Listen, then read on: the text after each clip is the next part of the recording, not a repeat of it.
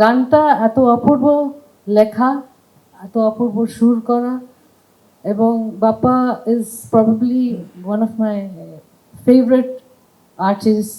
তার বাবা মা যে কত বড় শিল্পী ছিলেন, তাদেরকে শ্রদ্ধা জানাই।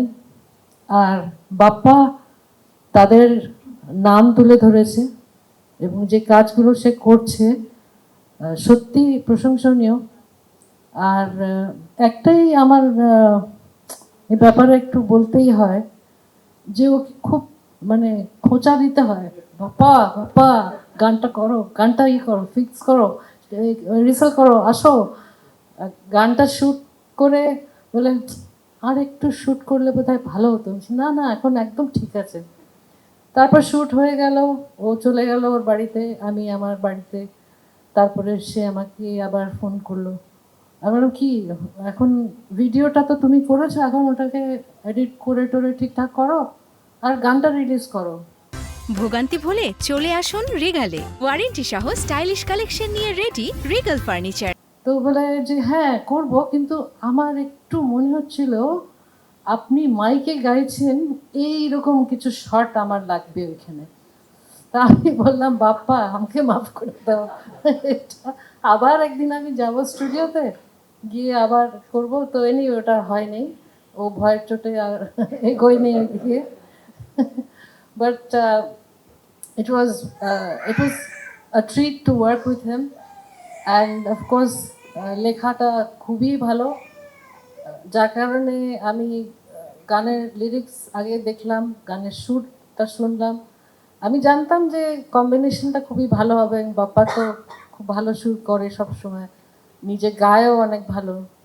তো এরপরে রেকর্ডিংটা হলো, রেকর্ডিং হওয়ার পরে বাপ্পাকে বললাম তুমি গাও, আমি বসে শুনি। বলে না না না না, তাহলে তো গানই হবে না, আমি পরে করব।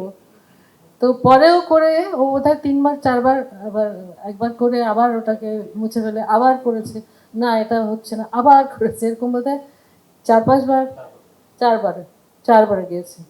বাট এটা একটা জিনিস আমি অ্যাপ্রিসিয়েট করি, যে যাদের এই প্যাশনটা আছে, আমার যেরকম মানে সব কিছুর মধ্যে একটা খুঁতখুঁতানি রয়ে যায়, এটা যদি আরেকটু এরকম করতাম, ওটা যদি আরেকটু এইভাবে গাইতাম বা ওইভাবে করতাম, তাহলে জিনিসটা আরও ভালো হতো।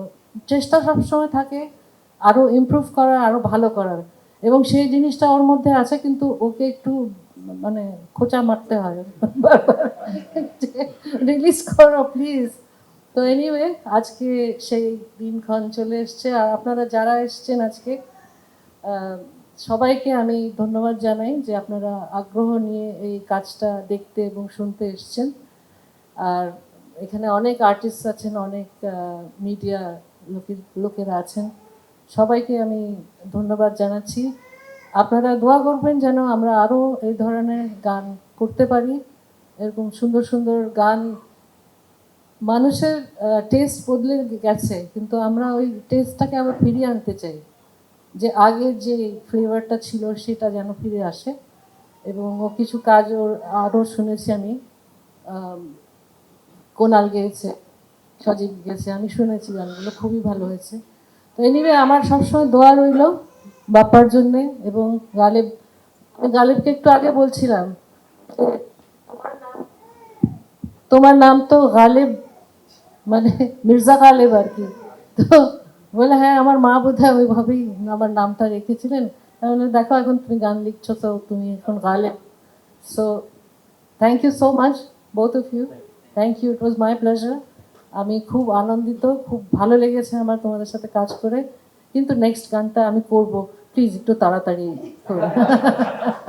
ভিডিও ডিরেক্টর খুব জ্বালিয়েছে আমাকে। খালি বলে এই অ্যাঙ্গেলে একটু আরেকবার নেই। আর তার মধ্যে হচ্ছিল যে গানটা আমার মুখস্থ ছিল না, তো এখন কি করি, তো লিপসিং করতে পারবো না। তো আমাদের মোহাম্মদ সাদেক আলী সাহেবকে বললাম প্লিজ একটু দয়া করো, তুমি একটু প্রম্পট করো আমাকে। এখন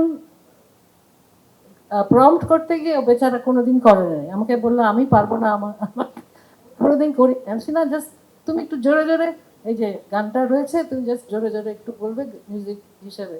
বেচারাকে অনেক নাজেহাল করেছে, বাট ইভেনচুয়ালি আমরা মানে আরেকটা প্রফেশন তোমার ইয়ে হয়ে গেল, কনফার্মড হয়ে গেল। But thank you so much and all the best to all of you. ইনশাল্লাহ ভালো থাকবেন, সুস্থ থাকবেন, আর নিজের খেয়াল রাখবেন সবাই। Thank you so much.